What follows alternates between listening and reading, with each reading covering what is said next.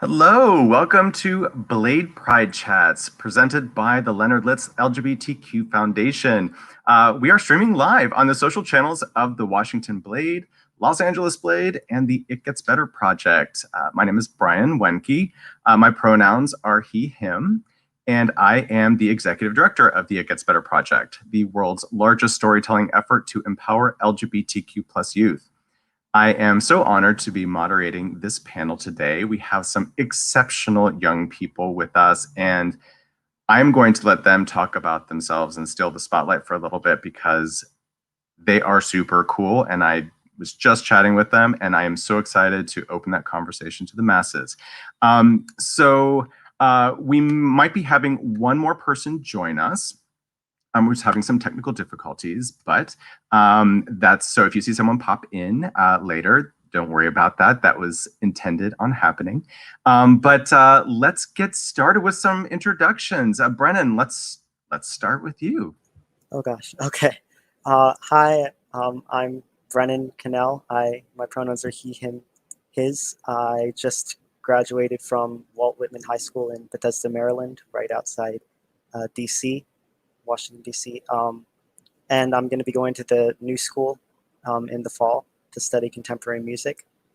And I guess my big thing is I'm part of the Gen Out Youth course, which is the Washington, D.C. area's first ever LGBTQ plus choir ensemble for LGBTQ plus teens. And so, yeah, it's through that I've really had the opportunity to be here. And I also well, if I can stop you right there, because I have a special place in my heart for gay men's choruses, and I think it's super cool that you are part of the DC chorus. The It Gets Better Project actually shared an office with the Gay Men's Chorus of Los Angeles for 2 years, and that is a special kind of joy that you get to walk into every day. How did you discover the chorus, and what has your experience been? Because you've been with that chorus for a while, right? Yeah, so I've been with Gen Out since 2015, and I heard about it through someone that my dad actually met in Geneva, I believe. Well, he's a human rights lawyer, and they told me about the person told my dad about Gen Out Youth Course, and so we went to see a concert, and I was like, "This is awesome! Sign me up! I want to be a part of this." And so yeah, I'm as of now I'm the longest serving member, and yeah, it's been a really great experience for me. Like the work that we do, singing for social justice and equality, and just the resource that it has been for me has really transformed my life, and made me a better person. And yeah,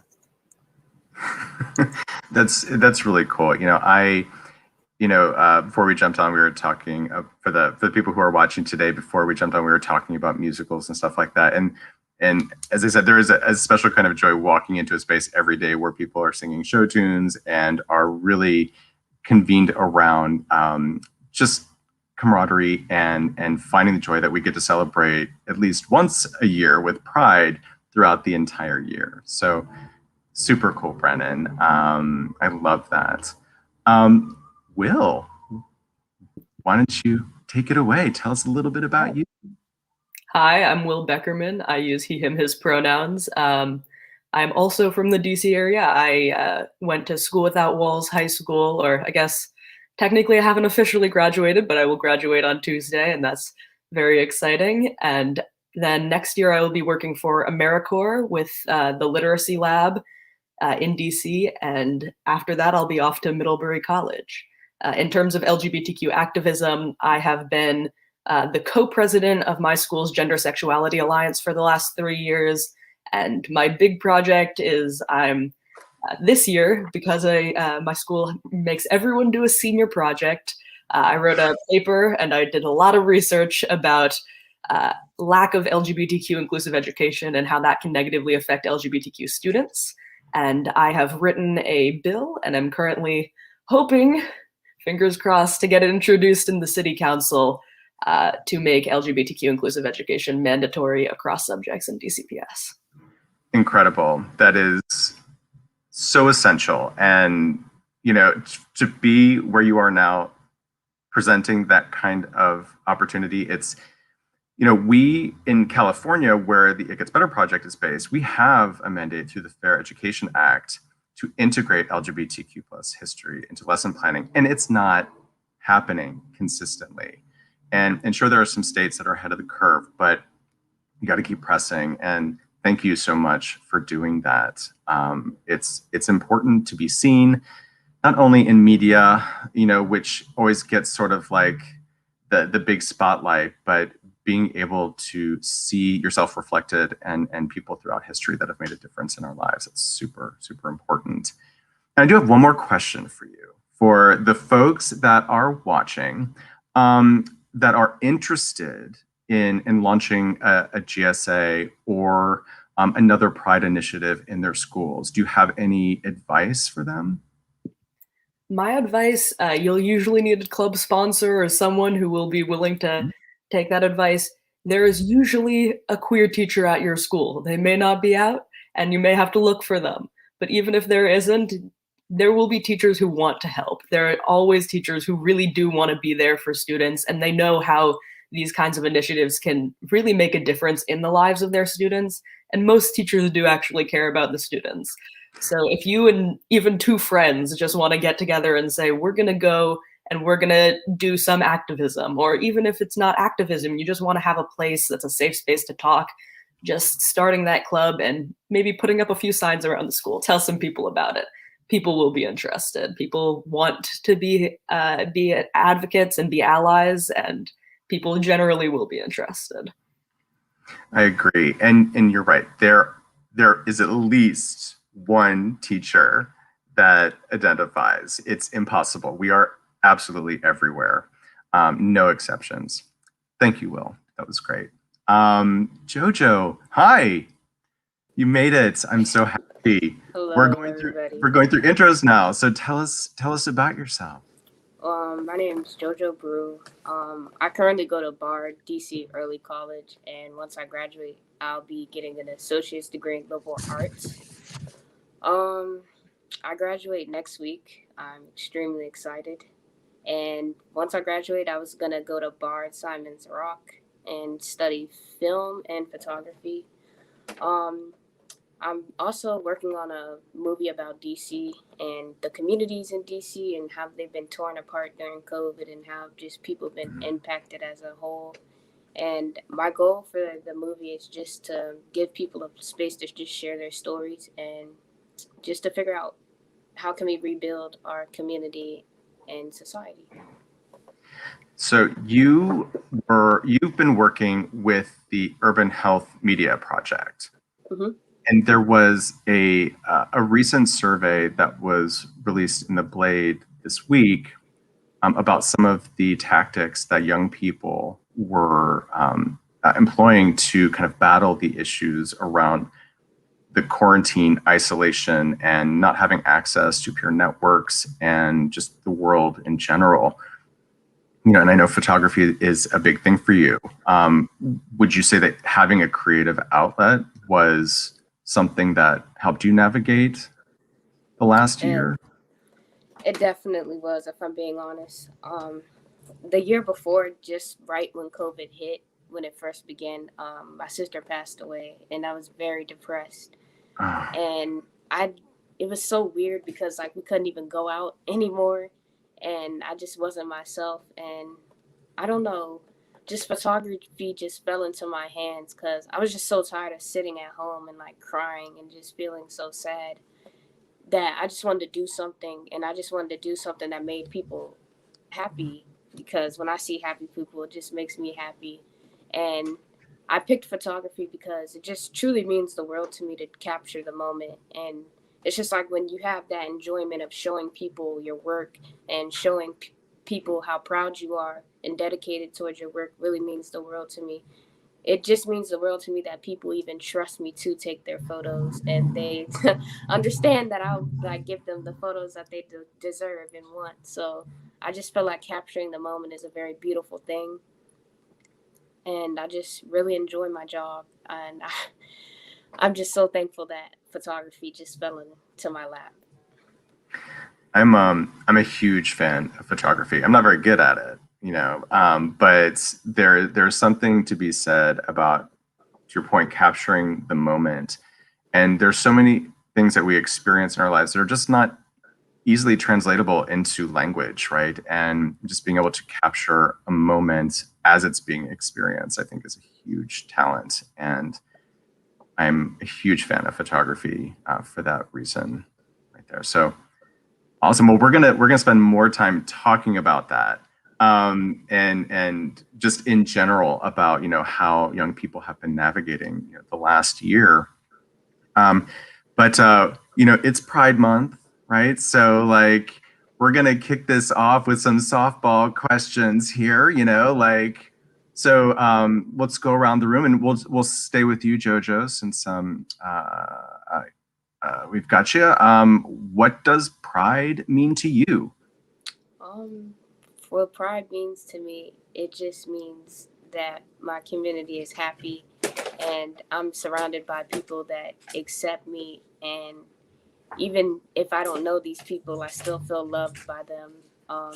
Just this year being at Pride was amazing. It made me feel so happy. It brought me so much joy. I literally cried when it was over. I was like out all day. I did not get in the house till like 2 a.m. That's how like prideful I was feeling. But just the experience at Pride, just understanding that you can be you and not have to hide.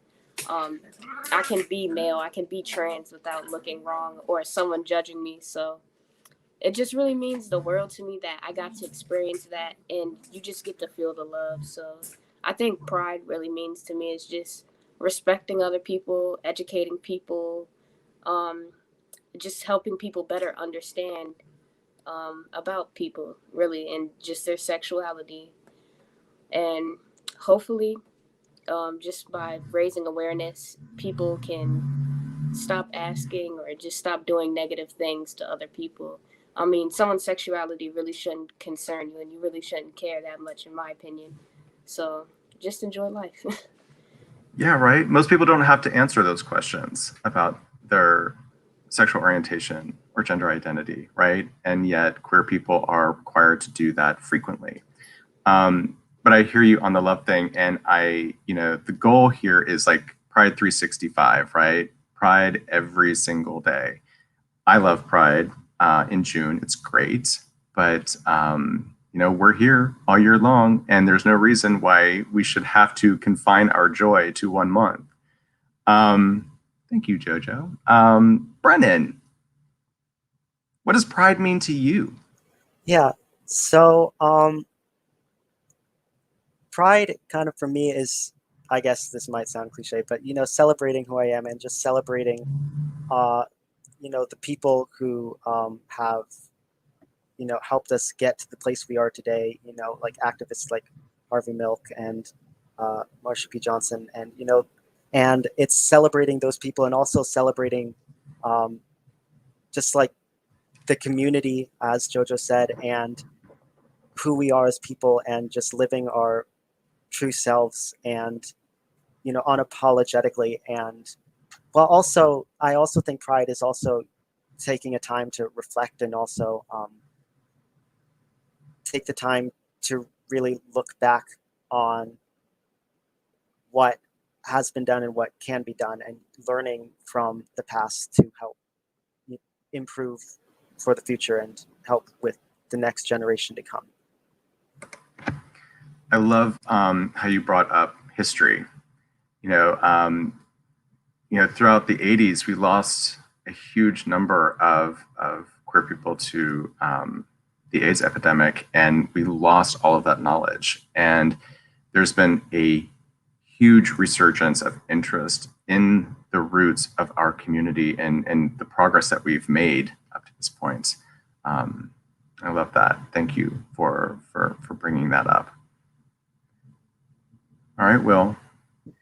I will say I'm glad Brendan brought up education and history. That's definitely one of my passions, I think my introduction might have indicated. But I think in terms of what does pride mean to me, I think this is a little bit of a difficult question for me. I had to think about it a lot. We had a Leading with Pride conference in DC last weekend. I think it was last weekend, in which this question was posed to us, and I definitely had to take some time to think because it's changed over time what I think of pride. I definitely there is an aspect of when you're young, you're told this is not something you want to be. You don't want to be prideful. Pride is not a good trait to have.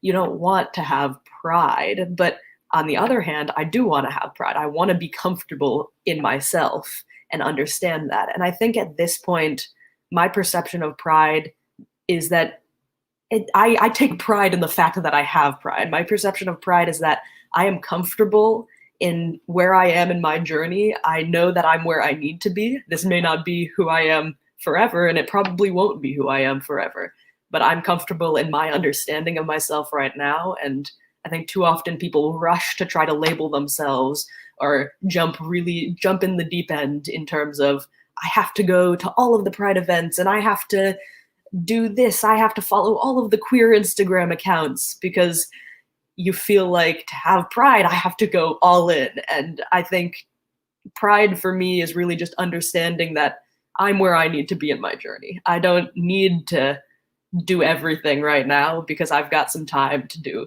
everything that I want to do. And, you know, my identity will change over time. I don't need to have a set label if I don't want to. If I have a label that I identify with, that's great, but I don't need to. And it's no one else's business but mine, how I identify, and I'm happy where I am. And I think that's really what pride is for me.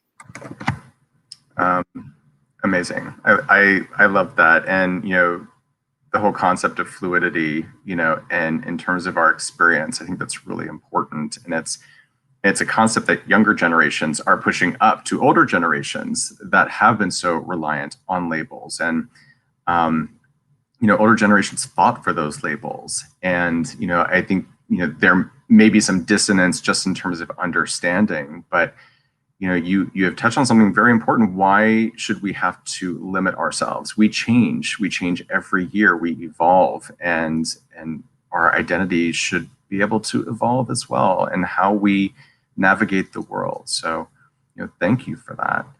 And to your point about how it's expressed, right? You know, the media, we get access to so many like very dramatic expressions of self, and, you know, the community is not monolithic. We are all very different, and not all of us express our identity in the same way. So it's also really important to touch upon. Well, so obviously all of you, you're out, you're proud, you're experiencing pride, you're in an environment where you can gather in person for the most part, if not have some sort of, you know, peripheral experience with pride. You know, what would you advise young people who don't have access to pride, that don't have these planned celebrations or even an event that's related to pride in their community? What are some of the recommendations you would make for them? Jojo, you want to kick us off? Sure. First and foremost, I would say don't let anybody tell you what you want, because I have people that tell me all the time that I am a female when I'm not. And you just have to be prideful, and you just have to understand that you just can't let people tell you, because if you let people tell you something, you start believing that yourself. So just stick to what you believe in. And I say hold the happy thoughts in your head very closely, because coming out is very hard to your family. It makes you feel conflicted, confused, lost, panicked, stressed. You get high anxiety because you just never know their reaction. I'll talk about a little bit my coming out story. So when I came out to my mom as trans, she wasn't the happiest, but she still loves me. But we have this thing where she just doesn't respect my pronouns at all. She just doesn't call me what I'd like to be called, which is okay. Because you have to teach her, you know. You have to educate your family. That's another very important thing. Educate them and tell them, you know, this is who I am, but this is what I would like you to call me, or this is how I'd like to be addressed, or things of that nature. So maybe your family will be less confused if you learn how to educate them, and maybe they'll, you know, handle it better, easier. So that's also important. And I think it's the way you come out to your family as well is another thing, because you don't want to say it at a wrong time, or it's no really right time, honestly. It's just when you really feel right, honestly. So I guess that's some of my advice. Just make sure it feels right for you, and just make sure no one's pressuring you to come out, because I've had people in the past pressure me to come out, and it just makes me feel very overwhelmed. And when I came out, it just felt wrong. I felt like I wasn't ready. So blossom whenever you're ready is my best advice. There are so few things that we have control over in this life. You know, we should decide when we release information or divulge information about ourselves that's personal. But I gotta say, that's a pretty evolved like perspective that you have, and obviously on just your parents and you know, and how, you know, they responded to your coming out. You know, parents, guardians, you know, what have you, they have preconceived ideas of how they want, you know, their kids to grow up and experience. And you know, for the most part, I think it comes from a good place. But when you throw a curveball that doesn't align with what their preconceived ideas of what a perfect life would be, they have a coming out process to go through, as well as they try to calibrate their preconceived ideas about, you know, their kid or their charge. You know, so again, it's a very evolved perspective, Jojo, to kind of offer space to those that are, you know, very influential and have a huge impact on our experiences. Will, do you want to add to that, or? A lot of the things you said sparked a lot of things for me, just because I'm also trans. And I remember when I first came out to my parents, I was very nervous. I was unwilling to just sit down and have a conversation with them. I had to go all out. I made a pride playlist.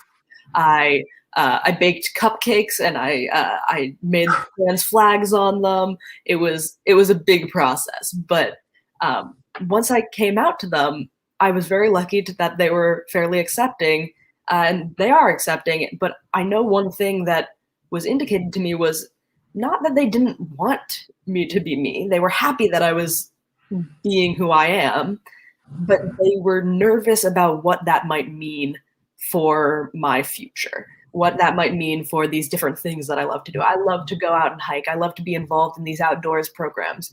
What does that mean for me doing some of these programs and taking these opportunities? Am I going to be able to do that still? And, you know, obviously, for the most part, you are able to do all of these things, even if you might not do one program through a specific company. There are specific programs in the outdoors aimed toward LGBTQ people. There are specific programs that make sure that people like me can go and do any of these different things that we want to do. And I think a lot of the time parents are a little hesitant, partially because it is an unknown, and it is something where they did grow up in a generation where, well, maybe that will limit your options. What will you be able to do now?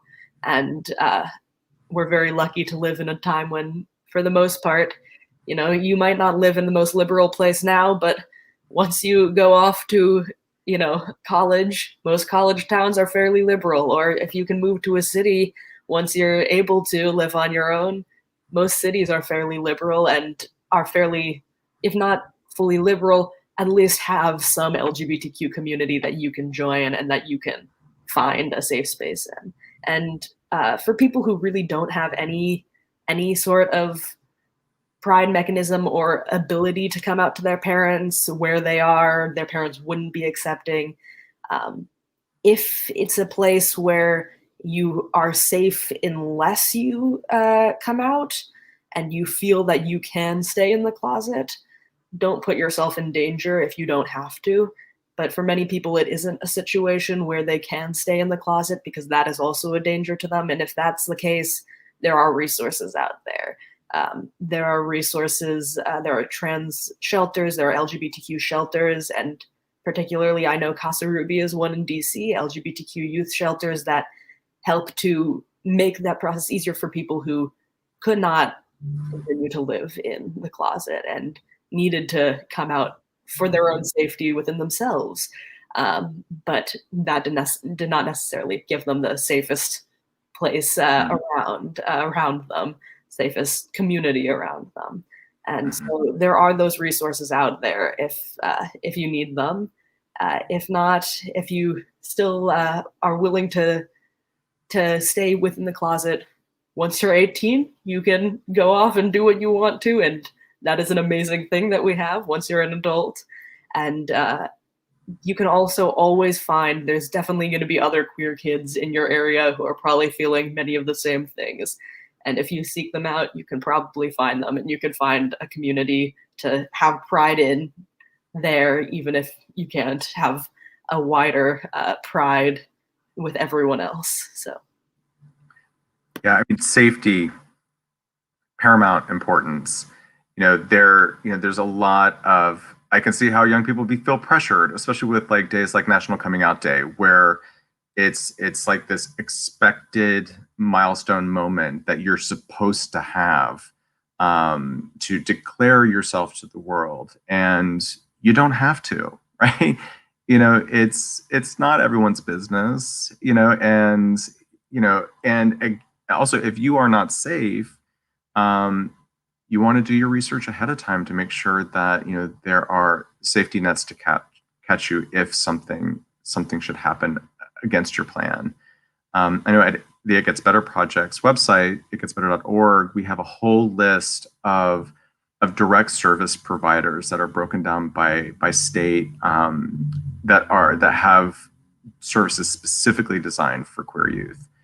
But there's a lot of places right at your fingertips to like find before you make any decisions that could put you in harm's way.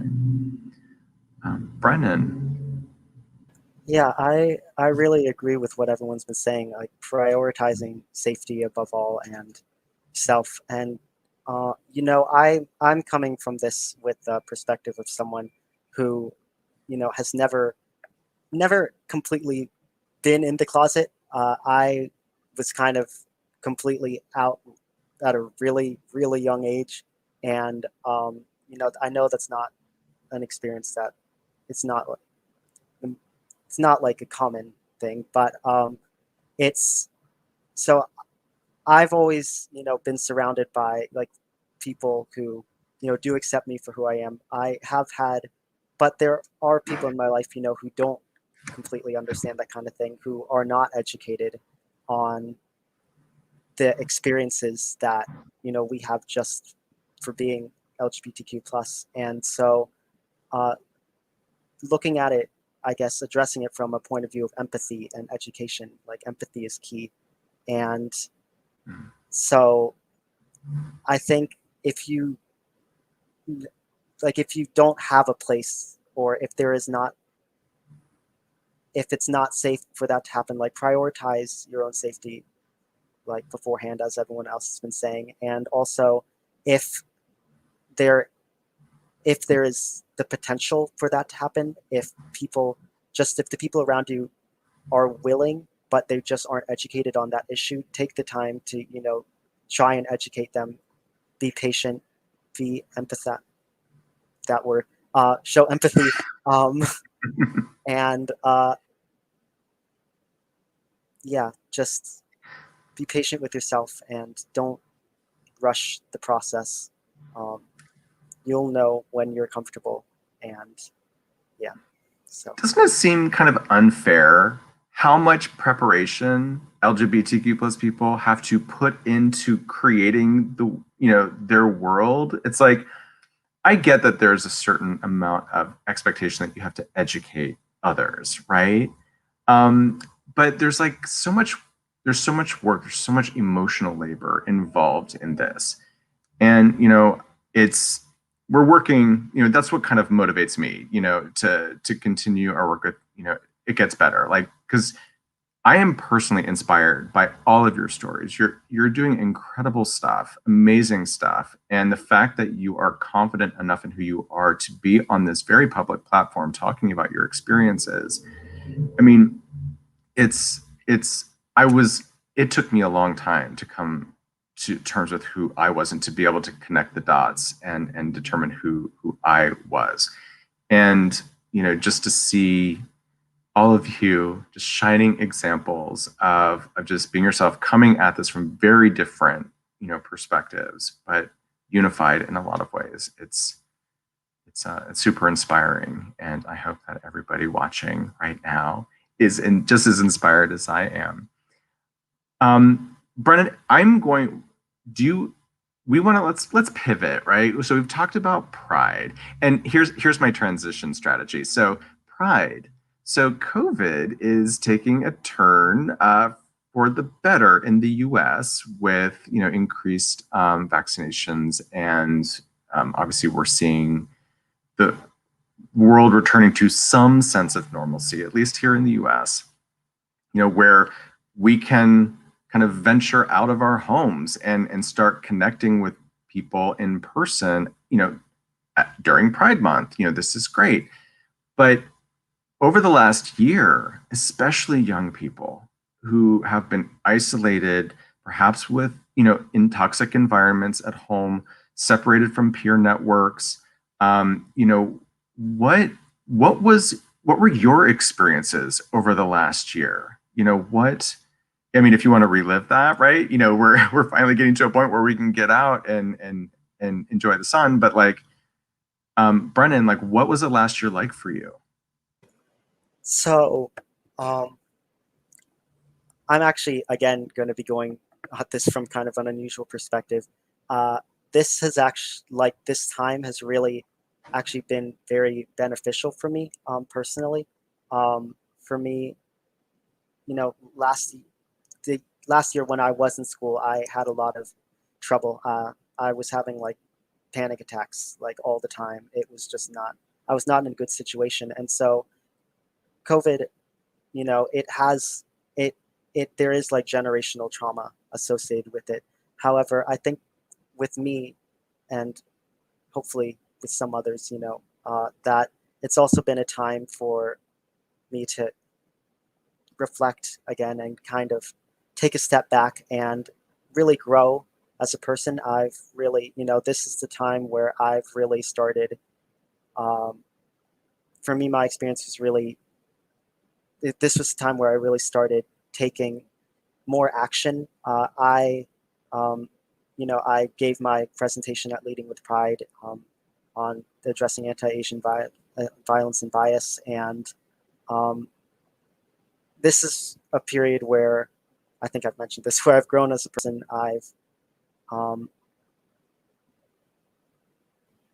I've become more aware of my own place in the world and what I really want to do. And so that's my experience. This last year threw a lot at everybody, and it's still happening. And I think in the situations that we were with COVID, we had to sit with it, and there were fewer distractions, and having to intensely experience all of the things that were happening concurrently with COVID. If it was unavoidable, you couldn't brush anything under the carpet, and in a lot of ways that's a really good thing, but a very intense period of reflection. And I would love to hear more about your I would love to hear more about, can you talk a little bit more about your work in the anti-Asian hate movement? Yeah, so I'm adopted from Thailand, so I'm part of the API community, and uh, I uh, I had I've had experiences with microaggressions when I was younger, but I didn't really pay much attention to it just because I didn't really have the vocabulary. I'd go and tell my mom about it, but I didn't really know. And so this year, my school gave a presentation actually about uh, like the recent rise in violence and bias against the API community, and that really educated me and inspired me to kind of come up with my own.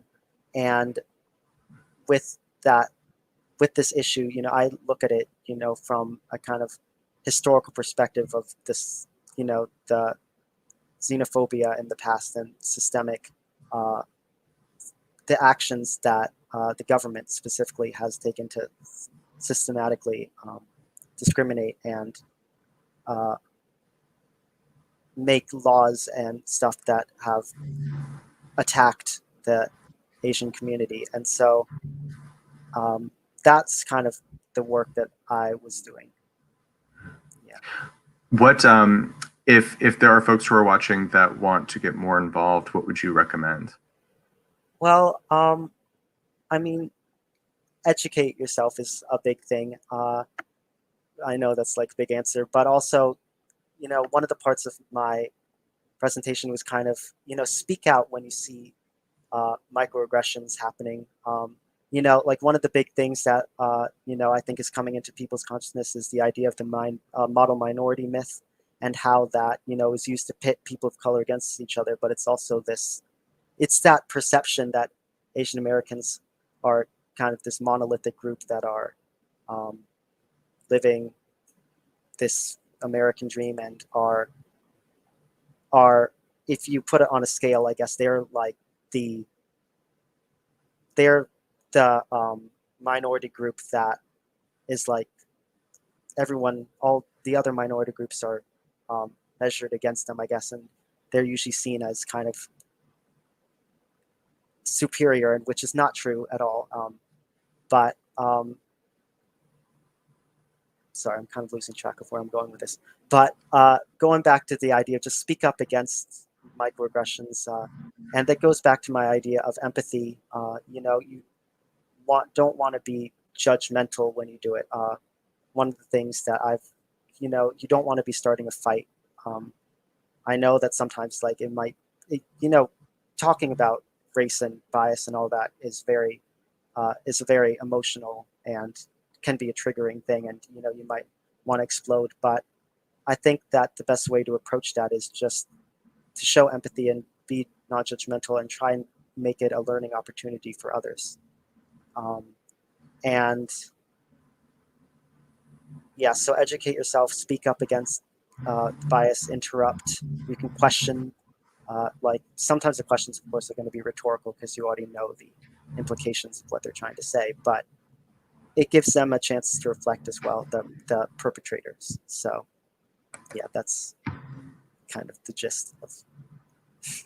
No, thank you for that. And it's right, it's tough. It's a sensitive situation, and because we're dealing with like tribal thinking here, right? And when you're raised to believe a certain thing and then something challenges that, you want to desperately hold on to that because you don't want to think that you've been doing something wrong for the last X number of years of your life. And so it does require almost like a soft touch to get people to even consider thinking about alternatives. Because, to your point, you don't want to be an instigator. You don't want to throw gasoline on a fire. But, at the same time, people don't respond to people telling them what to think. They have to come to it to their own way, and to be able to provide the path in a very soft, passive way is very effective. It's also takes a long time to get people to kind of like buy into that, but I really appreciate everything that you're doing to raise your voice, to support these issues. Will, tell me a little bit about the last year. Like what has your experience been for the last 12 months plus? I definitely think I'm a little bit in with Brennan here that it wasn't necessarily a horrible thing for me. Not that it was a great thing for me either, but I have never been a super social person, and this was a great excuse to take some more time for myself and not feel like I had to be putting myself out there constantly. And yeah, there's definitely been times where I'm like, I'm too tired. I do not want to participate in some of these activism things over the past years that we've been doing it, but I'm too tired. I don't want to do it, but this is the day that we're all going, and this is the day we all have to go and do this. So I'm going to go do it. And to some extent, COVID has been nice as a break from all of that. I think it's also been a struggle because I'm not super social, but I do miss going and talking to my friends, or at least being able to be in their presence. One thing that's really helped me, I've been able to take nice long dog walks. I make sure to have dinner with my family every night. I have 2 dogs. They're the best. Violet and Moses. They're 2 Labradors. They are my favorite, and they have definitely kept me sane through all of this. Though not so much right now with the cicadas, but we'll give them a pass for this month. Are you dealing with the 17-year cicadas? Oh yeah, the cicadas are all over DC. They're coming to an end now, but they've been all over. And the dogs love them. They're Labradors, so they'll eat anything. But I think it's been a blessing and a curse in a number of ways. It's been nice because it gave me a sort of weird semi-transition period out of high school also, in a way that I wasn't necessarily expecting. I was doing work, but I was really setting my own schedule a lot more this year. I had to go to classes, but I could work on a much wider schedule than I have been in the past. I think that's definitely taught me a lot about, hey, make sure that you are actually sleeping when you need to be sleeping. Let's set some schedules and make sure that you're actually going to bed. I will say one recommendation for anyone, there is a thing on your phone that you can set like a downtime, and it locks all of your apps after a certain time. Do it. It really helped me. I used to be up until 2 a.m. I've turned that on so that way it shuts down my apps at 10:30, and that way I actually start to get ready for bed then, which is always useful. But I definitely think it's been a good time for self-reflection in a way. I know plenty of people who, never thought they were queer until they had to really sit down and think about their identity and sit with themselves during COVID, and have now all come out, which is amazing to see. I love them all, and props to all of them for working through all of that during COVID. But I think it has also been a struggle in a lot of ways because I haven't been able to go out and do the different activism or really be there for them, for my friends as they're working through this process. And I haven't been able to be there physically with my GSA the way that I normally would. So there's ups and downs to both of it. Your approach is so responsible. Like, looking back over the last year, I'm like, oh, what I could have done. I could have eaten better. I could have found other things to invest in besides mobile games. So kudos to you for finding constructive. I've definitely done some of that. Time. Yeah, I've definitely done some of the mobile gaming. I spent a lot of time on that too. Not all. I make myself out to be a lot more put together than I am sometimes. Well, we all do, and it's okay. It's all good. Jojo, tell us a little bit about 2020 and beyond. I definitely agree with Will. This year has definitely been a blessing and a curse at the same time because I seriously hate being in the house. It drives me crazy. This year and last year has really helped me find my craft, and I think that's the blessing I got out of COVID. I understood what patience is now, and it's just taught me a lot. It's taught me how to deal with problems, and it's taught me how to let things go that you just don't have any control over. The pandemic, for instance, going to school, I didn't have any control over it, and virtual learning was extremely stressful. There was a lot of times where I just muted the teacher and just played Fortnite all day. But nonetheless, it definitely did teach me a lot of discipline. It taught me how to be more social. It taught me networking is very important as well. Just talking to people, just getting to know them, seeing what you guys can do for each other. It's also taught me how to do film and photography.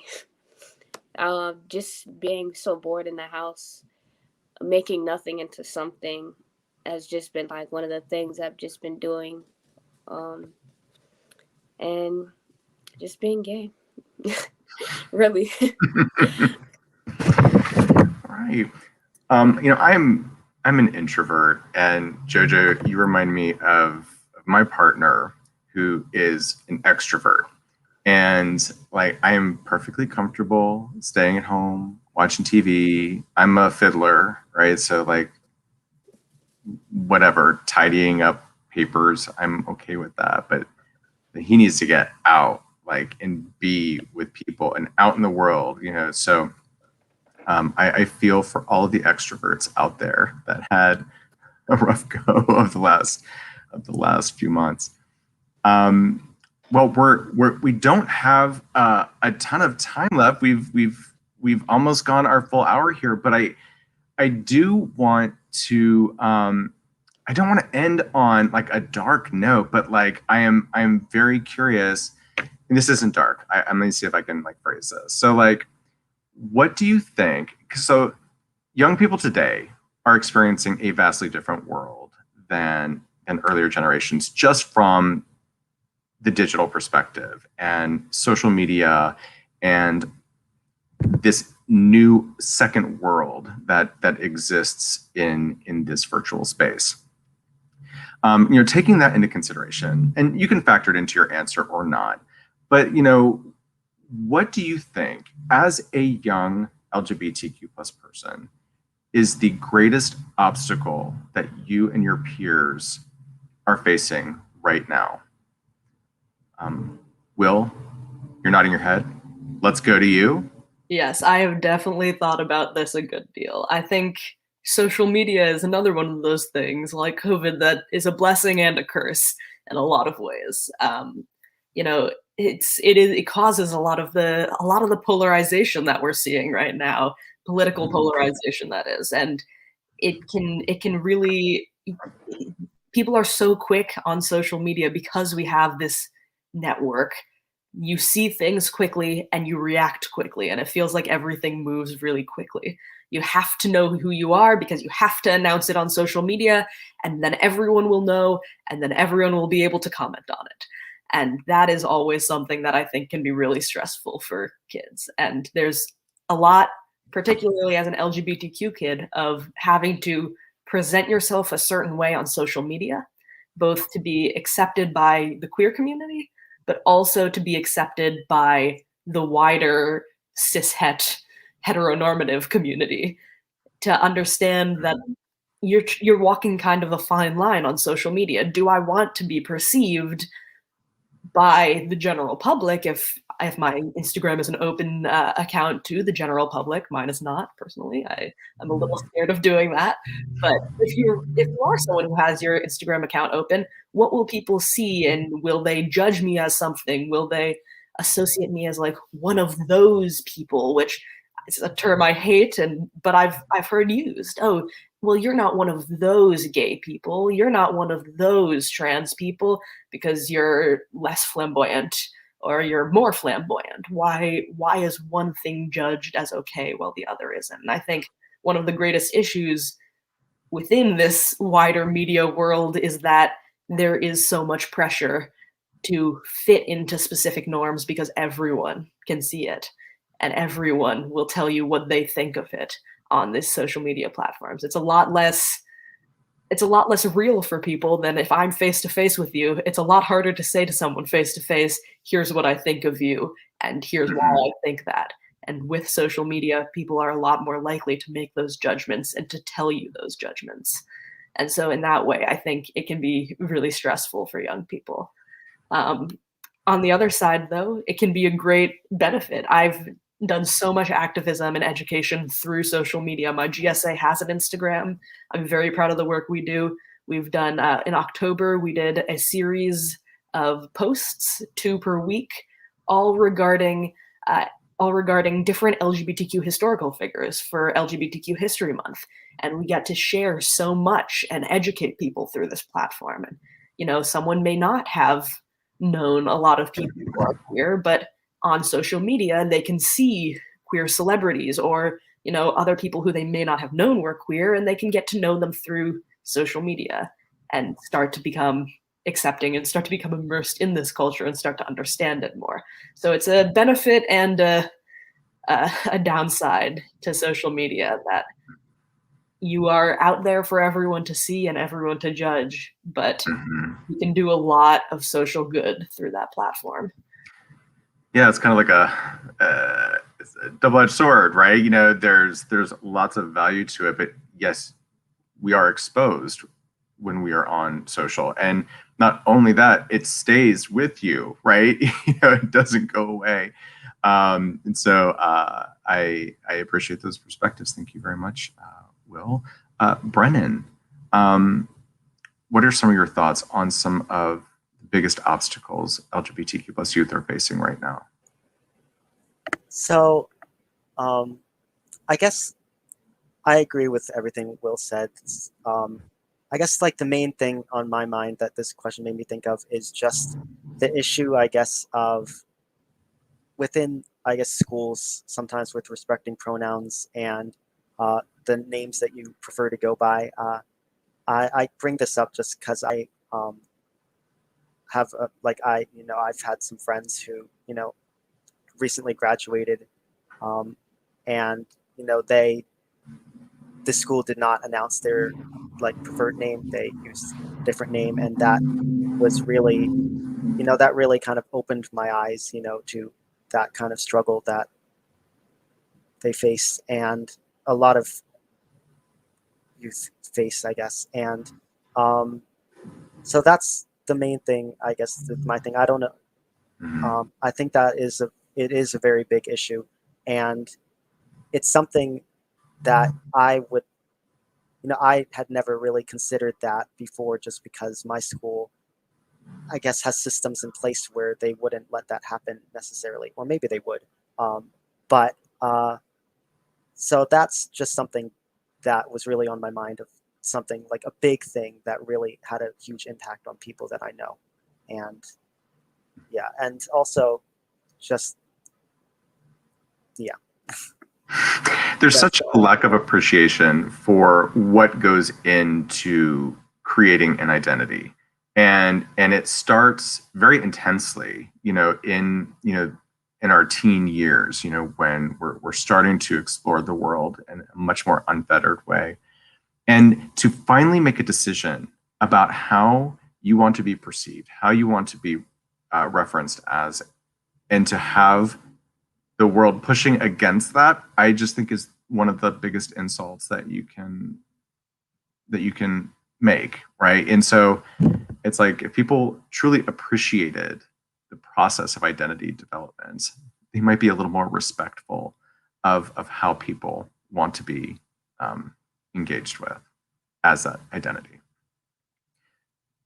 All right, Jojo, biggest obstacle facing LGBT. Oh, we have a new participant, a new panelist. Oh my gosh, so cute. Thank you. So I also agree with Will. I think social media is very difficult. And the thing that really gets me on social media is the fake supporters. And it's the people that say things like, we would like the LGBT community if they didn't do this, or I support the LGBT community, but I don't support trans, or I don't support bisexual men, or I don't support gay men. I just feel like we need to just stop stereotyping so much and really just educate. Like, you can't support a whole community if you don't support one part of the community. It doesn't make any sense. It's just like, how are you going to show love to this side, but you don't show any love to this side? Just like, it's kind of like kids in a sense. How could you show one kid more love and then the other kid not as much love? Another thing in LGBTQ kids faces the trans community. I feel like the trans community is the least accepting community amongst other LGBT communities, because I've heard like even like some of my LGBTQ friends and like the people I go to school with don't like me just because I'm trans. And I'm just like, but we all fall under the same rainbow. It really shouldn't matter. Like, I support you. You should support me just as much as I support you. Not saying that, oh, I'm gay, you're gay, let's be friends. Like, that doesn't have to happen, but you can still respect me, because we both know and we both understand the type of trauma that we go through as being LGBTQ. And it's just ridiculous. I just never understood that way of thinking. Another thing I think that needs to change is toxic masculinity, because it's ridiculous. I have guy friends that tell me, bro, it's gay to wash your face. You shouldn't wash your face. You shouldn't spend too much time in the mirror because that's what girls do, and things like that. You shouldn't get pedicures because that's what girls do. Like, that toxic masculinity, things like that. We just have to stop stereotyping men so much to just be some dude with rock hard abs and he's so manly because he plays football and blah blah blah. Like, not all men are like that, and we need to stop saying that all women are delicate and gentle, because that's not true. Not every woman likes to be seen as a delicate being, or, oh, you have to be so gentle and soft with her and things like that. People just like to be treated like people. So I feel like some of these stereotypes, we need to help our younger generation get out of that generational trauma and just that like generational stereotyping, because things just don't come from one generation. It's the generations and generations before that have led up to this. So that's some things I definitely do feel like the LGBTQ faces very badly. A ton of good points there. Like, in conditional support, start there. Like, nobody wants your conditional support, right? You support all of me or none of me. Don't pander to aspects of me. And you're right there. And the sad thing about toxic masculinity and the gender stereotypes that we are all conditioned to believe from a very young age, they're harmful, right? Because like we naturally like to gravitate, we like to color outside the lines in general, right? There's no the lines of these gender roles, prescribed gender roles. So and it's actually harmful to the individual. A young boy being robbed of an opportunity to explore and to create and to express in ways that feel comfortable. Those are damaging to the individual, and they're damaging to community, the broader community. So, well, also, ahead, Jojo. I just feel like another thing I forgot to mention is just like, I don't know in DC, but like, being gay is so wrong in DC, especially if you're a male. I've noticed that in my community, like just where I live at, it's like people see it as such a horrible thing. Like it's like a heinous crime to be gay. Like, I used to have this friend, and he didn't respect my gender identity, and he would always say she and be like, "Oh, you're a girl. I can call you whatever I want." Blah blah blah. But it's just like, he has his other friend, and his other friend is like a pansexual male, and like the way he just talked about both of us is just disgusting. Like, he was just like, "Oh, and I don't mind you being pan, but you just can't like me," or this, that, and the third, just saying unnecessary stuff like that. So again, it's just like, you got to watch out for those like fake supporters because they're everywhere in every little corner. And I think something that's a little bit sad about that is that DC is one of the centers of queer culture in the US. We're like, I think there was some statistic that stated 9% of the adult population in DC is gay, which is the highest concentration of gay people of any state, I guess. But probably, you know, New York and LA might be around there as well, or a little bit larger, but they're cities, and so they don't get counted the same way.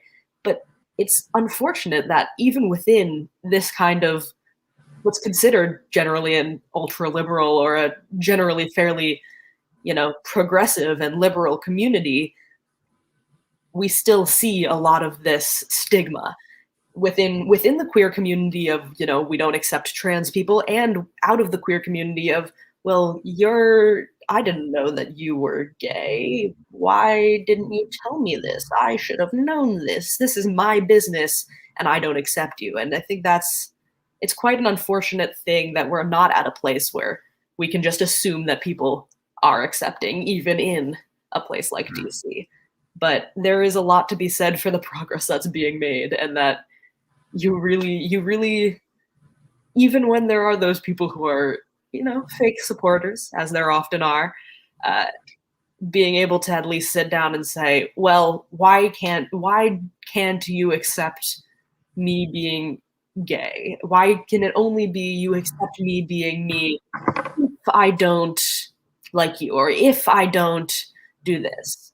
Like, I have friends who are female, and I would never go up to them and say, you know, oh yeah, I'm okay with you being straight, as long as you don't like me, though. Why is that ever a question? And it's sad that we're not at that place, but when you go up to someone and you say that, if someone says something like that to you, you go up to them and you say to them, okay, but what if I said this to someone?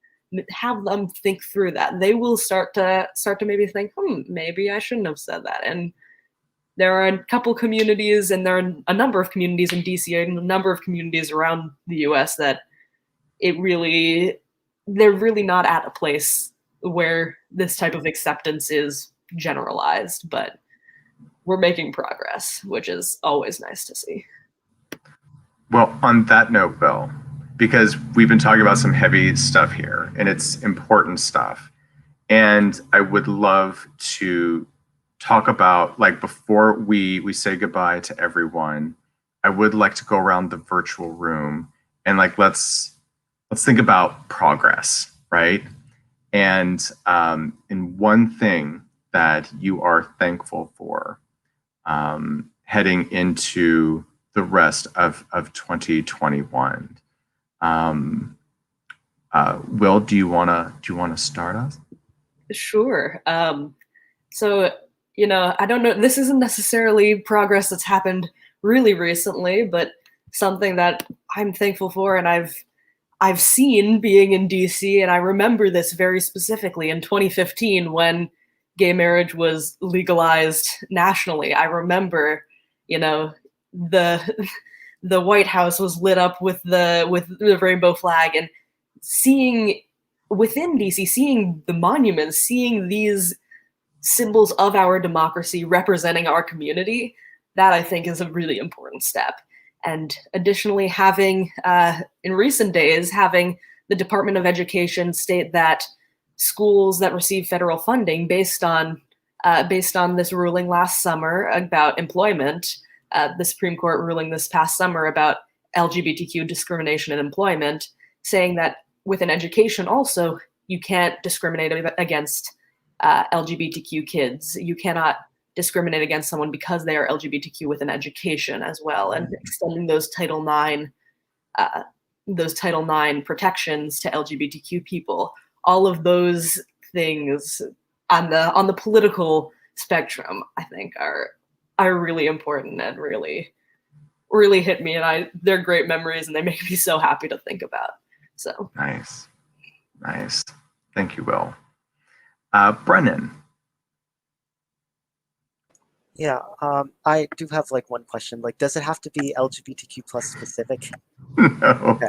No. Because I'm just thinking, just because you know, I think that during this pandemic, there has just been a lot of a big boost in people's like awareness of things that are going on in the world, and people have really started to take action and through social media, and so that's something that I'm hopeful for, that I hope continues, that people will continue fighting, and that there will be a continued awareness is something, yeah, not as eloquently said as Will's, but Yeah. Very well put, though, Brennan. And that awareness requires people like you to kind of keep people aware and to put it out there. Jojo, what are you thankful for? I'm thankful for filmmaking, because it's very hard to explain an idea that's in your head and people are just like, what are you talking about? So I feel like film is the power to make your dreams come to life, and just to give a sense of what you see, feel, and go through. So I just feel like film and just storytelling in general is extremely important, because that's what film is all about, is telling a story. And it's just amazing to just have people relate to your movies, or be some type of emotional connected towards your movies, or even just the things that you do in general. So I'm personally grateful for filmmaking, because it will give me a voice to raise awareness for everybody. And I just hope to make a lot of relatable movies, honestly. Nice. I mean, keep telling your stories, all of you. And they are important. They are essential. It is what makes us human, our ability to tell stories and to communicate with one another in the way that we do. I want to thank all of you from the time out of your day to connect with me and to have this great conversation. For those who are watching, we are wrapping up a Blade Pride Chat brought to you by the Leonard-Litz LGBTQ Foundation. I want to thank our panelists. You're amazing, and I hope our paths cross again. I look forward to seeing all of the great work y'all will continue to do throughout your lives. So thank you so much, and thank you to all who took time out of their day to watch us. Thank you, everybody.